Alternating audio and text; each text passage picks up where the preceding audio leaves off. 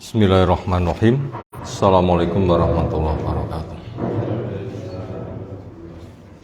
Alhamdulillah rabbil alamin. Walladzi arsala rasulahu bil huda wa dinil haq liyudhhirahu 'ala dini kullih wa kafa billahi syahida wa asyhadu an la ilaha illallah wahdahu la syarikalah wa asyhadu anna Muhammadan abduhu wa rasuluh.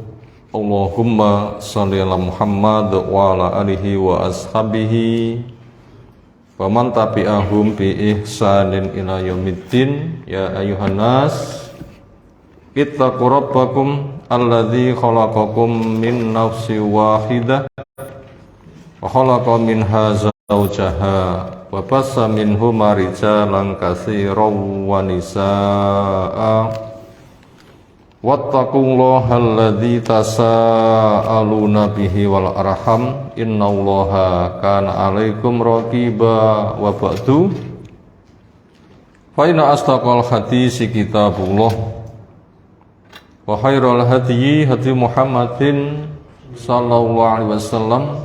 Syarrul umuri muhdatsatuha fa inna kulla muhdatsatin bid'ah wa kulla bid'atin dhalalah wa kulla dhalalatin finnar. Ayyuhal ikhwah, azza Allah subhanahu wa ta'ala. Alhamdulillah, syukur kita haturkan kepadanya. Salawat salam semoga tercurah untuk Rasulnya Muhammad sallallahu alaihi wasallam. Hari-hari yang kita jalani berada pada penghujung akhir 10 hari kedua dari bulan Sya'ban. Hampir saja kita masuk pada awal 10 ketiga pada bulan Sya'ban ini. Berarti puasanya sekitar kurang 10-an hari, naik turun.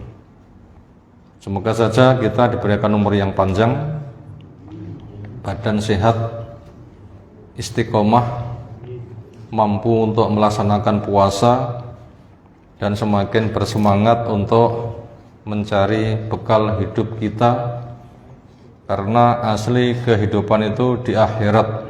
Wa inna darul akhirah lahiyya al hayawan law kanu ya'lamun. Sesungguhnya kehidupan akhirat itu asli kehidupan, andaikan mereka mau tahu. Dan dikatakan sukses di masa depannya ketika aman neraka masuk ke dalam surga. Yang Allah firmankan, "Faman zuhziha 'anil nar wa udkhilal jannah faqad faz wa mal hayatud dunya illa mataul ghurur." Siapa yang diselamatkan dari neraka, dia dimasukkan ke dalam surga, sungguh beruntung. Dan tidaklah kehidupan dunia kecuali kesenangan yang menipu, yang sementara, yang sedikit, artinya tidak kekal. Selama berapapun ratusan tahun orang hidup, setinggi apapun orang punya ketinggian pangkat, sekaya apapun orang bertumpuk-tumpuk harta, ketika mati gak ada yang dibawa. Apa yang dibawa? Amal. Karena pengantar jenazah itu 3. Hartanya, keluarganya, amalnya. Yang 2 pulang. Apa yang 2 pulang? Hartanya, keluarganya. Apa yang 1 menyertai? Amalnya. Dan memang kita hidup di dunia untuk pembuktian pencarian amal. Yang kita diperintahkan, wa tazawwadu fa inna khairaz zati at-taqwa. Carilah bekal. Apa bekal yang paling baik? Ketakwaan, kesadaran diri agar terjaga dari murka dan siksa Allah. Maka kita wajib belajar Al-Quran, ditafsirkan dengan sunnah yang sahih, dipahami, diamalkan sebagaimana para sahabat ketika sudah tahu jalan surga, kerjakan dengan penuh harap. Ketika tahu jalan neraka, tinggalkan dengan penuh waspada. Ketika kita bertumpu kepada Allah Ta'ala, iringi rasa cinta kita kepada Allah. Karena kita lemah, Allah membantu. Dan orang itu ketika dibantu pasti suka kepada yang memberi bantuan. Itu dengan sunnah Nabi SAW kita wujudkan. Yang Allah firmankan, Qul in kuntum tuhibbunallaha fattabi'uni yuhibbukumullah wa yaghfir lakum dzunubakum. Katakan, Nabi kita diperintahkan untuk memberikan nasihat kepada umat. Jika kalian cinta pada Allah, butuh pertolongan Allah, maka ikuti saya. Itu saya Nabi SAW sebagai mufassir yang menafsirkan, yang mewujudkan, yang menjadi uswatun hasanah, contoh cara mempraktekkan Al-Quran, cara menyembah Allah. Nanti Allah akan mencintai kamu dan mengampunkan dosa-dosa kamu. Maka untuk itu supaya kita memperbanyak doa, supaya kesempatan kita hidup semangat untuk cari bekal. Di antara doanya adalah waj'al hayata ziyadatan lana fi kulli khairin. Ya Allah, jadikanlah saya untuk punya kemampuan ketika masih berkesempatan hidup ini. Untuk apa? Nelasne wekdal apa pantas bekal? Bukan menghabiskan waktu, tapi memanfaatkan waktu. Untuk apa? Ziyadatan fi kulli khair, untuk nambah-nambahi pada setiap kebaikan. Kesenalah kita harus selalu muhasabah, sudah bertambah atau belum. Maka untuk itu Ramadan yang akan datang, kita bekerja keras untuk menyambut dengan sebaik-baiknya. Tapi jangan sampai kita nodai dengan kesyirikan. Sementara mendekati Ramadan sering terjadi kuburan semakin rame. Kangge nopo? Roto-roto tiang teng kuburan badi Ramadan.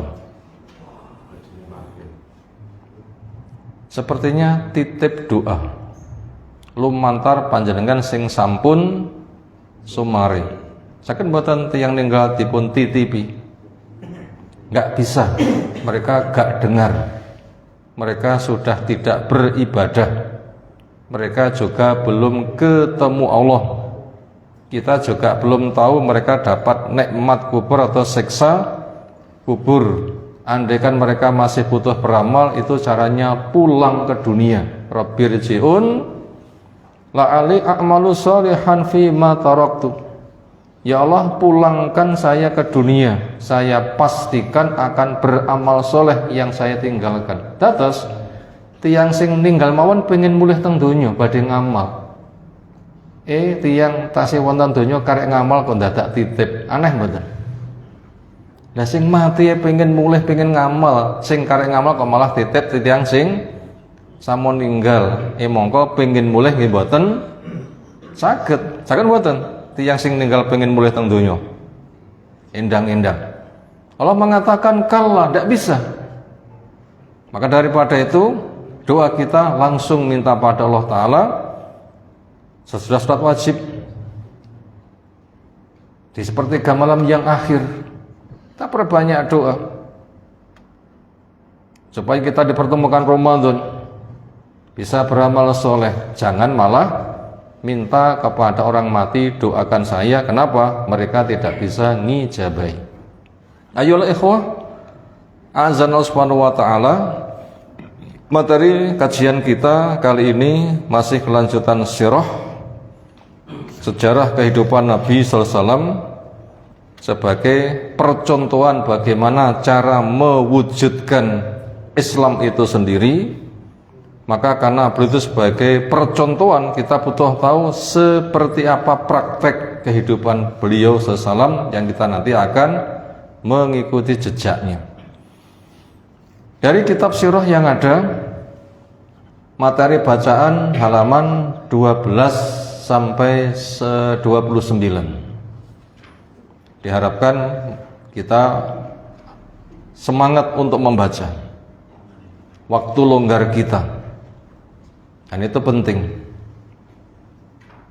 Karena pendahulu kita itu sebelum berhadapan dengan majelis ilmunya, mereka menyiapkan dulu membaca di rumah, bahkan menghafalkan. Semoga kita bisa demikian. Yaitu di halaman 12 sampai 29 yang temanya membahas masalah lembaga pemerintahan dan keamiran di Jazirah Arab. Pemerintahane tiang wonten Jazirah Arab saderengipun Nabi diutus niku kados nopo? Menawi pemerintahan kita sami napa bentuke? Wonten RT, wonten RW, wonten kasun, wonten kelurahan, wonten kecamatan, kabupaten, provinsi, dadi negara, wonten Indonesia modelipun demokrasi dan sebagainya. Itu namanya pemerintahan. Dan alhamdulillah kita di Indonesia, seperti apapun model pemerintahannya, kita wajib banyak bersyukur karena kita masih berkesempatan untuk jihad terbesar. Jihad yang paling gede niku napa? Jihad yang paling besar itu adalah ilmu, amal, berdakwah, memaafkan, sabar. Ilmu, amal, dakwah, memaafkan, sabar. Itu jihad yang paling gede. Wonten 5. Napa pertama? Ilmu. Nomor kali amal. Nomor 3 berdakwah, mengajar, menyebarkan ilmu. Keempat, banyak memberikan maaf. Yang kelima, sabar. Itu jihad yang paling besar. Karena bila kita baca di Al-Furqan ke-52, Allah berfirman, wajahidhum bihi jihadan kabira. Dan berjihadlah kamu kepada mereka dengan jihad yang besar. Jihad dan kabiro. Iku makiyah napa madaniyah? Ayat menika turun tasih Nabi wonten Mekah napa sampun pindah hijrah datang Madinah? Tasih wonten Mekah. Dereng wonten peperangan fisik senjata kalih senjata memakan jiwa. Mboten wonten. Sementara arikala sampun hijrah wonten ing Madinah, baru ada peperangan tahun 2 Hijriah, itu perang Badar. Itu perang pertama kali. Semenjak Islam didakwakan pertama sampai 15 tahun baru ada peperangan. Itu pun itu hanya sebatas membela diri. Sementara ayat itu turun ketika masih berada di Mekah, belum ada peperangan fisik.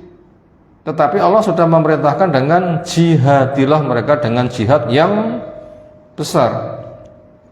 Padahal praktek Nabi SAW mewujudkan jihad terbesar itu apa? Ya tadi, ilmu diamalkan, diajarkan, banyak memberikan maaf ketika banyak penindasan, pendzaliman gara-gara Islam, dan bersabar. Ternyata itu merupakan jihad yang paling besar. Dan ternyata kita di Indonesia, saya kan buatan jihad terbesar nih. Alhamdulillah kita bisa. Sekarang kita aman. Aman buatan? Sangat aman. Cari ilmu mudah. Mengamalkan mudah. Menawi kita sholat niku sing kesel, sing sholat apa sing ganggu? Sing sholat, sing ganggu sinten? Nyamuk. Sementara kalau kita lihat kondisi Nabi SAW, konangan Islam itu sampun memet. Konangan lagi beragama Islam sampun memet. Bila dipun siksa nggih ngoten nika, napa masalahe? Mlebu Islam. Lha kita sama kan buatan wonten to nggih. Nganti sing nyiksa niku nganti kesel. Nah, sementara kita kan amat sangat aman. Ini wajib kita syukuri. Sangat aman, maka kita mudah cari ilmu, mudah mengamalkan ilmu, mudah mengajarkannya. Makanya kita harus banyak lapang dada, dan kita sepertinya nggak banyak gangguan. Sehingga perwujudan sabar kita ya tadi, sabar cari ilmu, sabar mengamalkan ilmu, sabar mengajarkan ilmu. Ini zat yang paling besar. Makanya kita bisa melangkah seperti ini karena melihat sirah bagaimana model perjuangan Nabi Shallallahu Alaihi Wasallam. Dari halaman yang ke-12 sampai 19 untuk materi bacaannya bisa dibaca mandiri. Sekarang saya rangkumkan saja apa yang ada di dalam bacaan itu. Rangkuman pertama, arti waliyul amri, arti pemerintah, arti pemerintahan waliyul amri. Niku nopo mananipun waliyul amri? Jawabnya, kesepakatan bersama mengangkat penengah agar terjaminnya keadilan. Ini makna pemerintahan, yaitu kesepakatan bersama mengangkat penengah agar berjalannya keadilan. Itu tentang makna waliyul amri. Adapun caranya kita nggak membahas, tetapi kita mengambil hikmah adanya waliyul amri, yaitu masyarakat sepakat untuk mengangkat seseorang sebagai penengah. Bila ada apa-apa nanti akan terjaga terjaminnya keadilan. Yang benar bisa mendapatkan keamanan, kenyamanan, kebenaran. Yang salah nanti bisa mendapatkan keadilan. Fungsi pemerintah seperti itu. Fungsi pemerintahan seperti itu. Itu tadi rangkuman nomor 1. Yang jelas kita di Indonesia ada pemerintah sejak dari paling bawah Pak RT, terus sak provinsi wonten gubernure, berkumpul gubernuran se-Indonesia dipimpin dening presideni, dan kenyataannya kita mendapatkan kondisi aman itu. Makanya kita wajib untuk mensyukuri. Maka doakan pemerintah kita untuk dijadikan makhluk yang soleh, melaksanakan tugas menegakkan keadilan.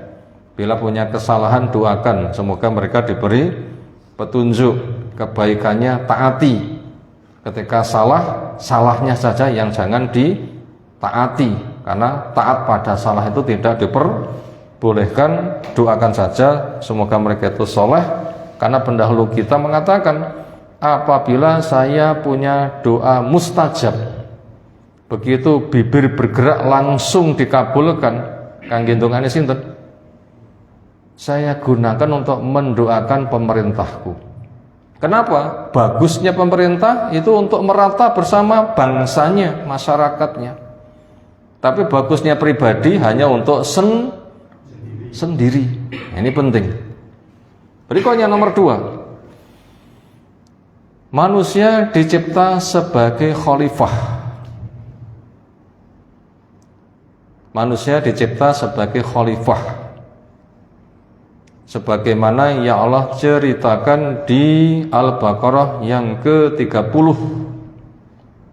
Ini rangkuman nomor 2. Manusia dicipta sebagai khalifah, sebagaimana yang Allah firmankan ada di Al-Baqarah ke-30.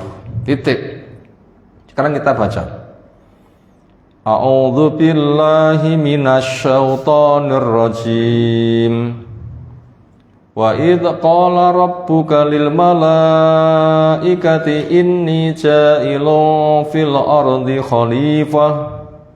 Qalu ataj'alu fiha may yufsidu fiha wa yasfiku dima' wa nahnu nusabbihu bihamdika wa nuqaddisu lak.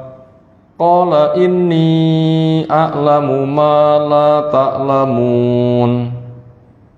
Dan ingatlah ketika Allah dawuh kepada para malaikat, saya hendak menjadikan di permukaan bumi khalifah dari jenis manusia. Itulah Adam. Dia makhluk bergenerasi untuk memimpin di dalam melaksanakan amanat. Para malaikat menanya, hikmahnya apa? Engkau mencipta khalifah di bumi, makhluk bergenerasi, memimpin melaksanakan amanat, sementara dia itu berpotensi untuk membuat kerusakan dan menumpahkan darah. Sementara kami dicipta itu untuk bertasbih, bertahmid, memahasucikanmu. Apa hikmahnya?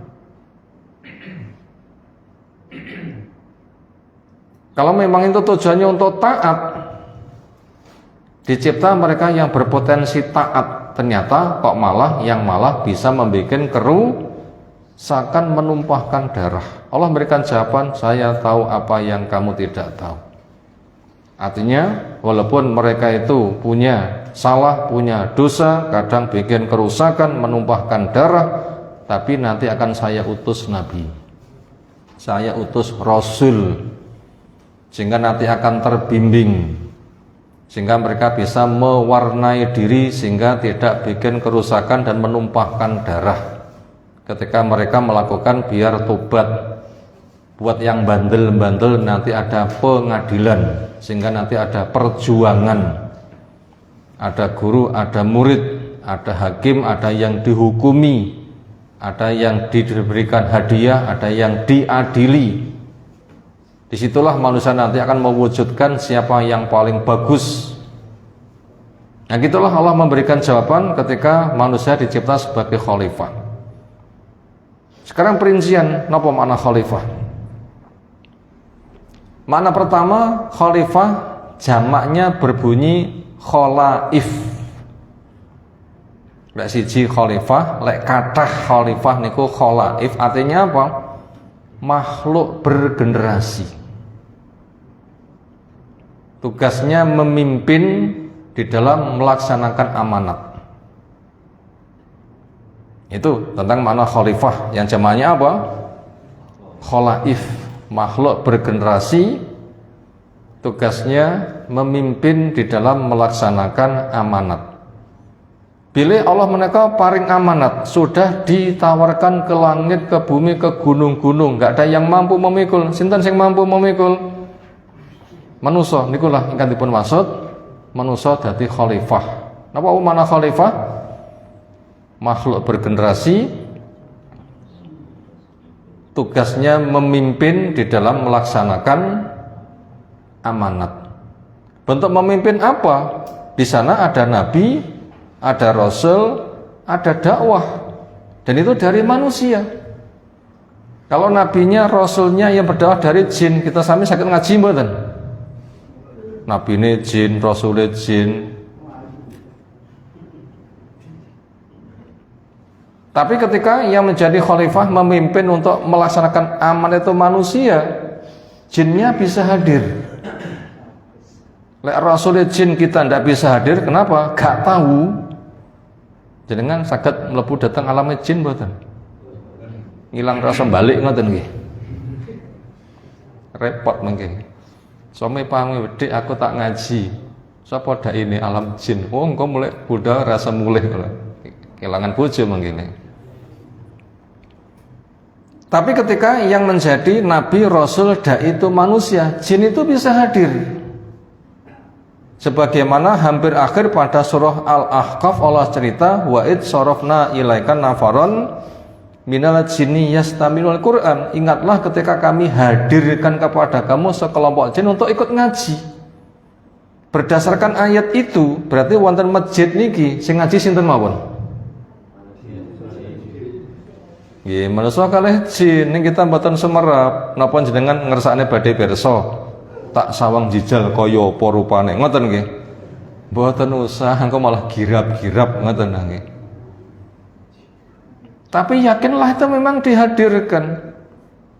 Dan nanti ketika mereka hadir, pulang nanti akan dakwah.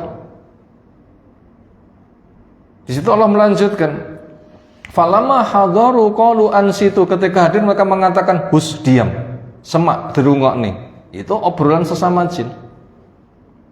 Falamma qudhiya wallau ila qaumin mundhirin, ketika selesai mereka pulang untuk menyampaikan dakwah ke kaum. Ya qaumana inna samina kitaban unzila min ba'di Musa. Hei kaum, aku bar ngrungokne wae kitab sing diturunake sak bubare Taurat yang Nabi Musa. Dan seterusnya dakwah, ya qaumi istajibu lillah wa rasul, ijabai panggilan Allah, ijabai panggilan Rasul. Itu tadi makna khalifah. Makhluk bergenerasi, tugasnya memimpin, melaksanakan amanat. Berikutnya khalifah yang jamaknya khulafa. Khalifah yang jamaknya apa? Khulafa. Artinya sudah kita sebutkan tadi pada nomor 1, itulah waliyul amri, yaitu kesepakatan bersama mengangkat penengah agar berjalan lancarnya keadilan. Makanya kayak kita di Indonesia ada pemerintah menawi wonten kasus dibeto teng pundi? Teng pengadilan, lengkapi bukti saksinya. Nah begitu, sehingga nanti akan disidang, yang benar mendapatkan hak kebenarannya, yang salah mendapatkan konsekuensi dari keadilan itu sendiri. Itu tadi pelajaran nomor 2. Pelajaran nomor 3, warna pemerintah itu sesuai kalih warna mayoritas masyarakat. Lek masyarakat putih, pemerintah rupane napa? Putih. Masyarakat kuning, pemerintah nggih rupane kuning, ijo nggih ijo, abang nggih abang, coklat nggih coklat, ireng nggih ireng, remeng-remeng nggih remeng-remeng. Sebagaimana Allah menjelaskan di dalam surah Al-An'am yang ke-129. Surah Al-An'am ayat berapa tadi? 129. Allah menjelaskan bahwasanya warna pemerintah itu dipengaruhi oleh warna masyarakatnya. Di situ Allah Subhanahu wa taala menjelaskan, wa kadzalika nuwalli ba'dadz zalimina ba'dhan bima kanu yaksibun. Begitulah kami angkat waliul amri,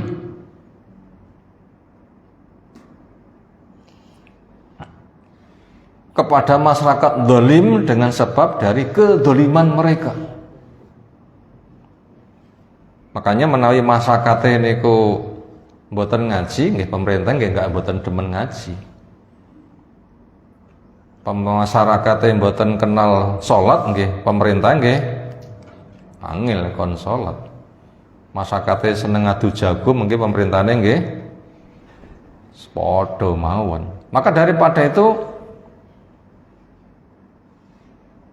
Islam yang dibimbingkan kepada kita itu dari bawah, dari diri, dari keluarga.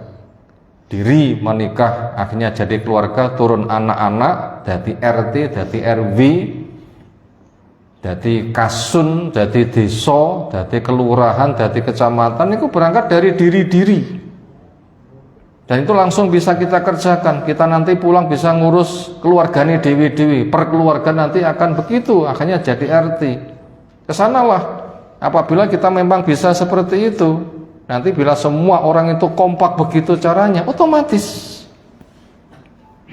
yang tua mati, yang muda mengganti, sementara yang muda itu sudah dididik di keluarga masing-masing menjadi generasi robbani. Napa generasi robbani? Anak-anak kita sami kita didik dari generasi robbani. Napa generasi robbani? Generasi yang ilmiah, generasi yang amaliyah, generasi yang suka berdakwah. Akhirnya pendidikan itu mandiri, sejak dari playgroup, TK, SD, SLTP, SLTA, perguruan tinggi, itu betul-betul mendidik generasi yang bani, ke sana gerakan kita menyeluruh. Sehingga apabila sudah benar generasi muda, yang tua mati, yang muda mengganti otomatis.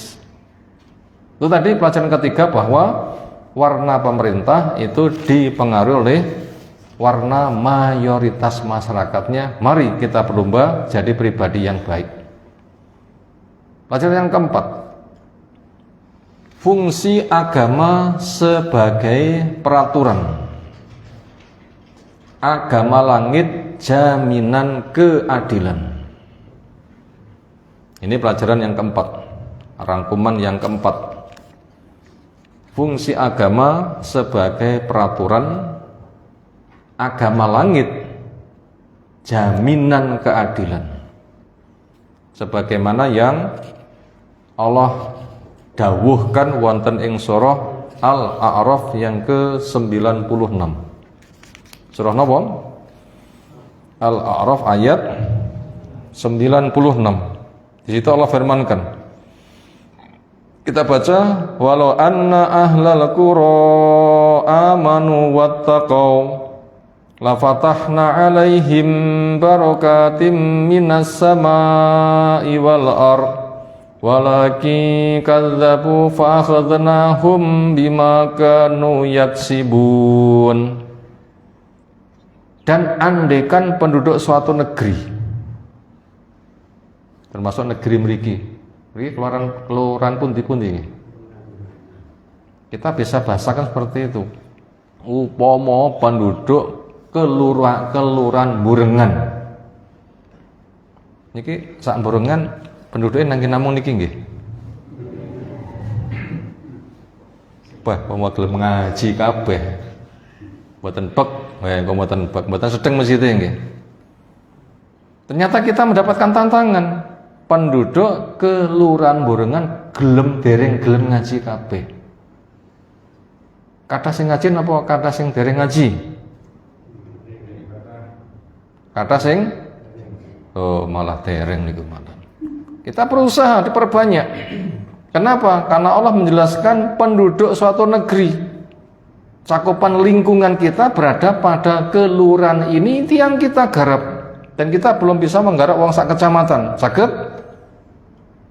Sak kelurahan rong iso kok dados sak kecamatan. Berangkat dari diri kita, keluarga kita, untuk menjadi penduduk negeri yang memiliki dua sifat. Apa? Amanu wattaqau. Beriman dan bertakwa. Iman itu ilmu. Gak mungkin akan tumbuh iman tanpa ilmu. Karena iman itu pakai kitab. Kitab itu petunjuk dari langit. Makanya harus kita usahakan gerakan kembali ke ilmu, kembali kepada masjid. Kalau kita menjadi perangkat desa, dadi mbah lurah, punya kewajiban menggerakkan anggota kelurahannya untuk gemar mencari ilmu. Karena tokoh Aus atau Khazraj ketika itu masuk Islam, itu mengultimatum kepada masyarakatnya, lek butuh tanda tanganku ngaji. Nah, wani mboten kira-kira. Nggih Mas Kusnat dadi mbah lurah ngoten nggih. Lek butuh tanda tanganku ngaji dhisik. Wani mboten kira-kira. Nah itu penguasa Aus atau Khazraj wani muni ngoten niku. Menyebabkan mereka berbondong-bondong ngaji, tumbuh iman. Ketika sudah iman, mereka akan terjaga. Dengan ilmu nanti akan tahu kebaikan dikerjakan, tahu bahaya ditinggalkan. Itu prosesnya. Makanya agama langit itu fungsinya seperti itu. Untuk apa? Jadi peraturan. Dan itu jaminan keadilan. Tadi ayat sudah gamblang kita baca, andaikan penduduk suatu negeri mereka itu beriman, bertakwa. Napa fadilai? Dibuka berkah yang mengucur dari langit, dibuka berkah yang nyumber dari bumi. Lah pengen makmur niku carane, niki jaminan keadilan. Makanya kayak semisal di Saudi yang itu negara kering, sawang sak nyawang ingkang ketok napa wonten Saudi niku. Padang pasir waktu gersang ning nopo kok sugih. Lek wonten masjid apik langsung dituduh. Untuk bangun tuan piro kok kono dituduh ngoten nggih. Senajan nggih mboten mesti. Ping penake wong nuduh entuk bantuan piro kok kono. Ngoten nggih kesan secara umum nggih. Napa kok malah terkesan sebegitu rupa? Karena terwujud iman takwa. Ilmu menyebar. Akidah tauhid kokoh. Masjidnya makmur, waya adzan kok toko panggah buka, tutup disita. Loh ngoten nggih. Kudu jamaah. Ilmu mapan, tauhid kokoh. Berjamaah kompak. Birrul walidain dijamin. Nanti anak pamit bu, kula badhe bidal kerja. Lah awakmu slemenget ngono lho rek gak usah. Enggak sida budal. Akhirnya pamit kepada perusahaannya. Lek panggah ngono tak pecat ben, pecatan pokok bu ibuku enggak mencat aku. Loh luar biasa toh nggih. Pecat-pecatan gak apa-apa, pokok ibuku enggak memecat aku. Aku pamit, ibuku dawuh gak oleh, aku ya ora budal. Itu pun bentuk birrul walidain. Yang luar biasa dan mereka tuh suka berderma. Suka berderma. Lihat kayak kasus gempa di Turki Suriah kemarin. Trailer sing beto bantuan king Saudi, wah niku jan jentreke ra karuan.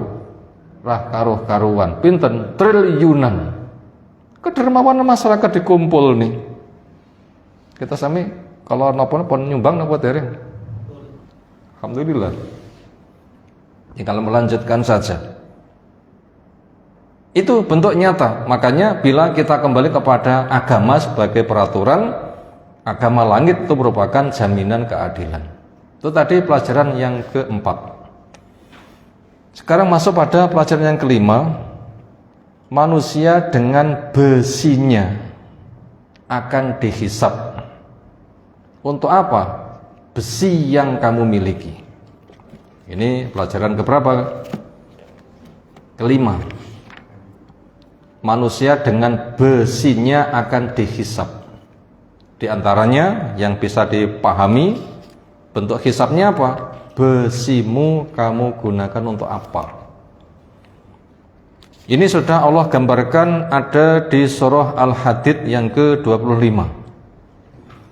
Surah Al-Hadid itu nomor urut yang ke-57 ayat yang ke-25.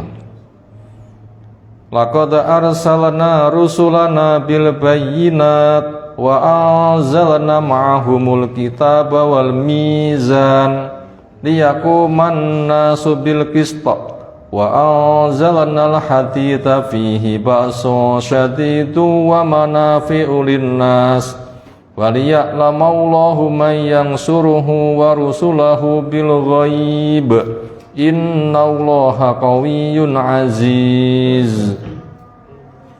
Demi Allah telah kami utus para rasul dengan bukti mukjizatnya, kitabnya, bukti kebenarannya itu memang betul-betul dari Allah sehingga masyarakat nggak bisa membantah, itu memang hak. Dan kami turunkan bersama mereka kitab untuk kita Al-Quran. Masyarakat ditantang lera percaya jajal gaya kitab sing semisal saged gak bakal bisa. Dan juga kami pasang timbangan agar terwujud keadilan, manusia bisa tentram. Dan juga kami turunkan besi, wa anzalanal hadida. Ini yang jadi tema. Manusia diberi besi. Di sini kami katakan, Allah firmankan, dan kami turunkan besi. Di situ ada bahaya dahsyat untuk perang diantaranya. Dan juga ada manfaatnya untuk pisau, untuk alat masak, alat pertanian. Besi tadi bahannya termasuk kipas niku. Itu banyak, yang banyak itu dari besi. Itu banyak manfaatnya. Itu semua Allah berikan untuk Allah ketahui siapa di antara kamu yang dengan modal tadi ia menggunakan untuk menolong Allah dan menolong Rasulnya. Sesungguhnya Allah itu maha kuat lagi maha perkasa. Artinya apa? Orang yang pada tangannya ada besi itu waliyul amri. Diserai wilayah luas bersama penduduknya, bersama hartanya, bersama perangkatnya, bersama kekayaannya, bersama tentaranya, bersama senjatanya. Terus tak nggih apa? Kamu gunakan menindas, merampok, atau kamu gunakan untuk memperjuangkan agama Allah. Dan ternyata orang Quraisy ketika punya kekuasaan itu digunakan untuk apa? Memerangi Islam. Akhirnya Allah hancurkan. Gimana? Tapi lihat orang Madinah yang punya kekuasaan tadi, dimotori suku Aus, suku Khazraj, itu ternyata mereka siap berbondong-bondong masuk Islam, meminta pada Nabi, jenengan tindak mriki kula bela.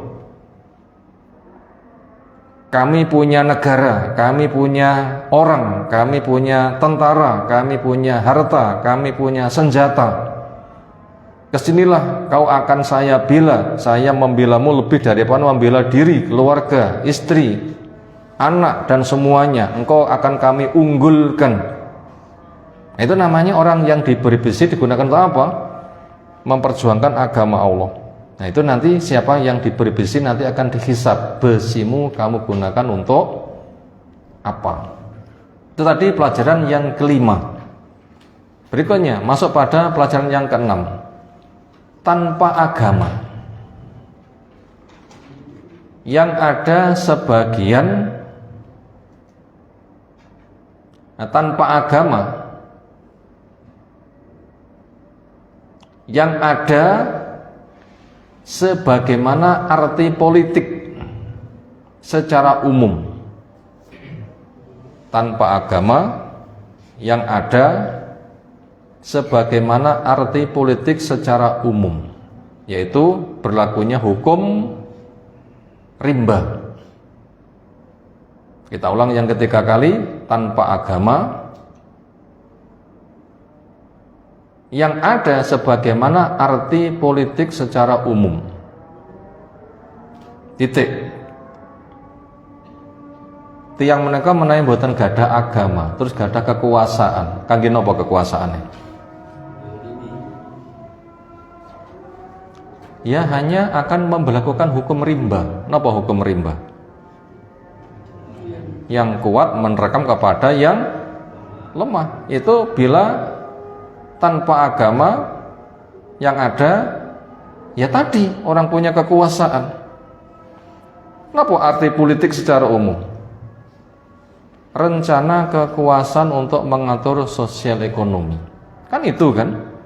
Itu mana politik secara umum, pendefinisian politik secara umum. Napa? Rencana kekuasaan untuk menguasai ekonomi dan sosial. Ujung-ujungnya nanti akan berlaku hukum rimba. Itu yang Allah sebutkan ada pada surah Muhammad yang ke-12. Surah napa? Muhammad yang ke-12. Surah Muhammad niku urutnya yang ke-47. Pada ayat ke-12 Allah menyebutkan tanpa agama itulah orang itu kufur. Ya Allah jelaskan walladzina kafaru yatamatta'un wa ya'kulun kama ta'kulu al-an'am wan naru maswalahum. Nah begitu. Dan orang-orang yang kufur yang tidak beragama, mereka itu senang-senang, mereka itu makan-makan sebagaimana gaya makannya hewan. Betul kan berlaku hukum rimba? Berlaku tuh hukum rimba. Begitu, ini sudah karakter. Dan kondisi ini adalah kondisi Jazirah Arab sebelum Nabi kita diutus. Itu kondisinya. Nah begitu. Kondisi itu adalah kondisi Jazirah Arab sebelum Nabi kita diutus. Itu kondisinya. Itu tadi. Jadi mereka yang punya kekuasaan itu nanti pol-pole ya kembali kepada makna politik secara umum, yaitu rencana kekuasaan untuk menguasai ekonomi dan sosial. Ketika sudah berkuasa ya tadi kegiatannya senang-senang dan makan-makan bagaimana gayanya hewan. Berlaku hukum rimba, yang kuat akan menerkam kepada yang lemah. Ini juga yang diakui oleh Ratu Bilqis, penguasa Sabak, yang mendapatkan surat dakwah dari Nabi Sulaiman alaihissalam yang ada pada surah Saba yang ke-34.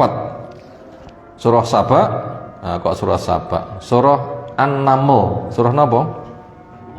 An-Naml ayat 34. Jadi Ratu Saba ada pada surah An-Naml ayat berapa? 34. Ketika Ratu Saba atau Ratu Bilqis namanya mendapatkan surat dakwah dari Nabi Sulaiman, itu mengajak musyawarah kepada para pembesar. Bagaimana sikap kita? Kata para pembesar, kami siap apapun yang kau perintahkan.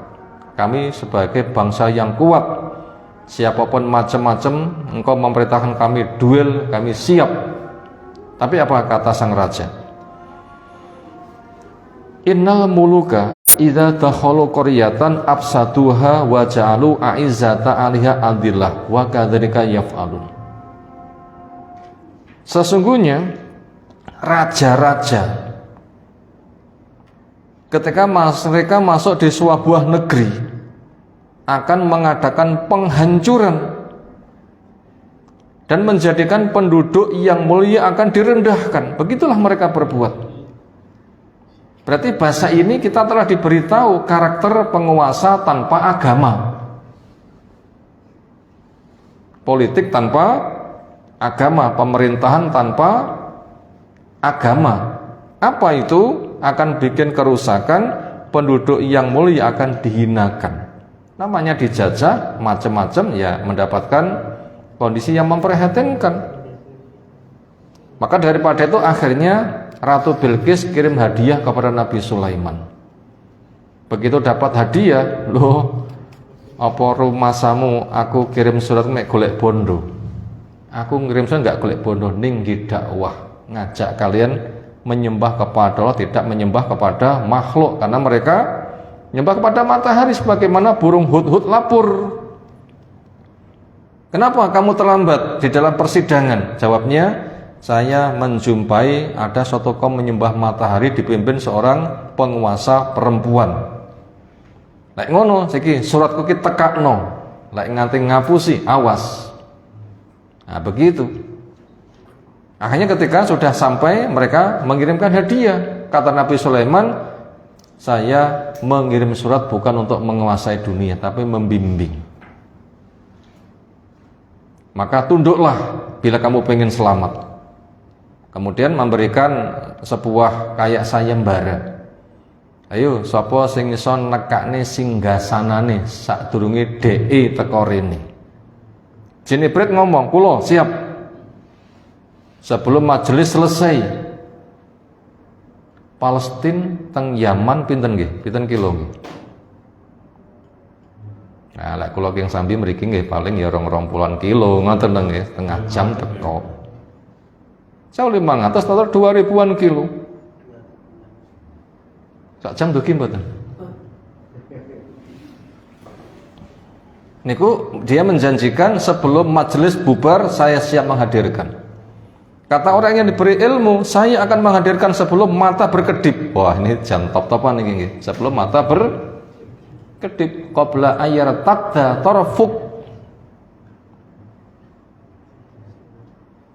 Itulah orang Allah memberikan kelebihan kepada seseorang ahli ilmu. Karena Allah itu bila sudah membantu, Allah itu kagungan kersa namung dawuh napa?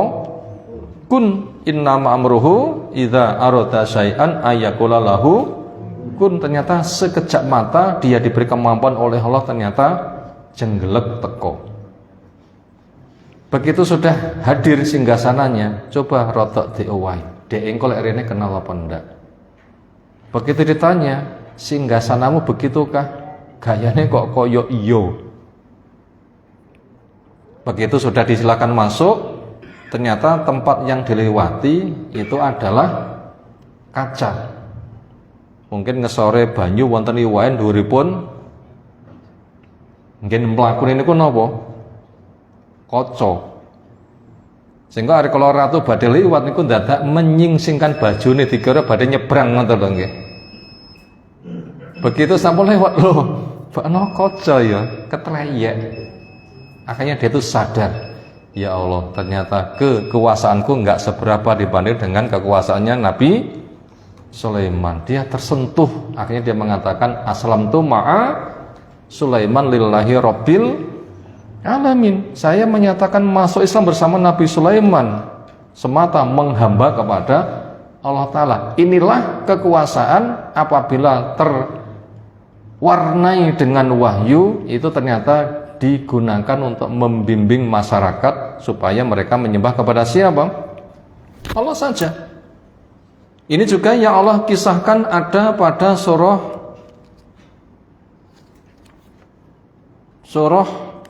Al-Furqan sekitar ayat yang ke-55.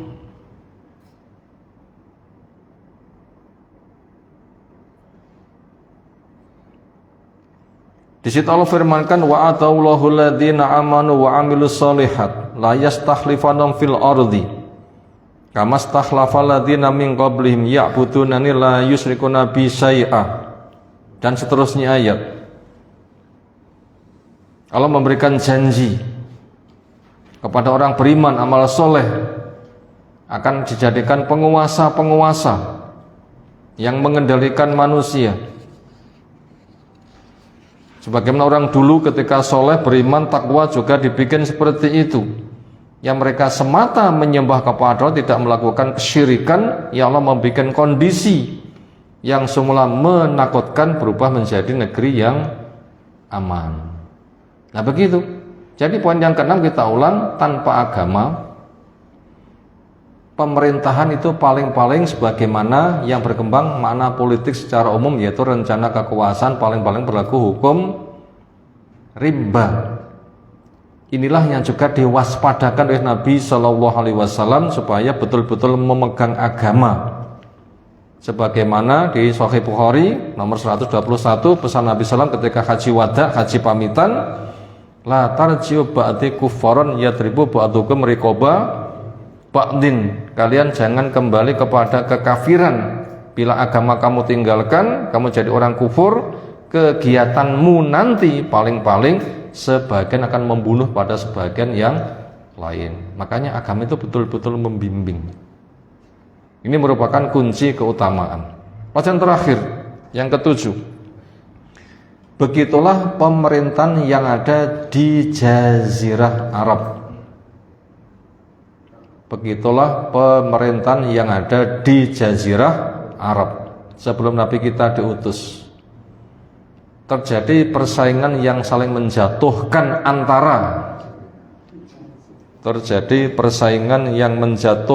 antara satu, orang musyrik, orang Yahudi, orang Nasoro, orang Majusi.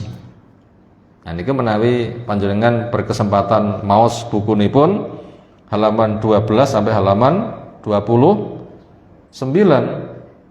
Di sana digambarkan bagaimana pemerintahan di Jazirah Arab sebelum kedatangan Islam. Yang ada apa?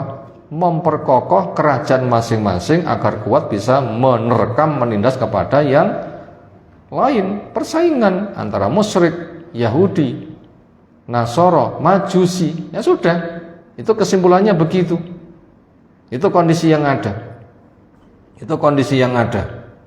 Dan kita pun juga bila kita baca Quran yang kayak begitu sudah tidak asing lagi. Tidak asing lagi yang seperti itu. Saling menjatuhkan satu dengan yang lain.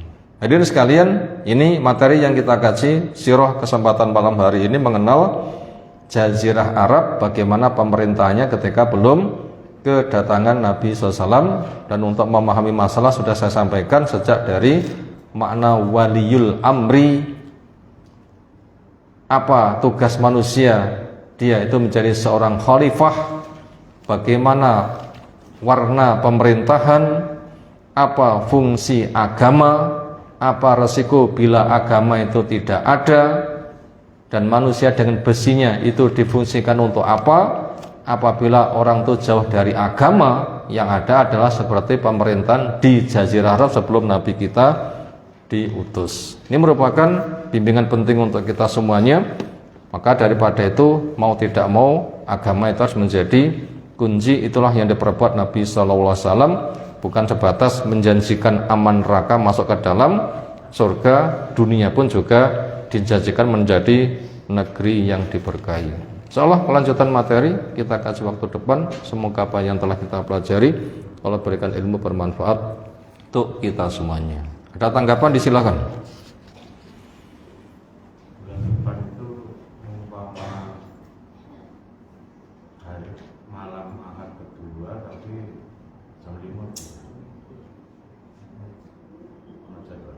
Sabtu malam Ahad. Sabtu tapi sore jam 11 sebelum maghrib. Itu yang sudah terisi. Saya punya jadwal ngisi itu tanggal, saya dilihat dulu.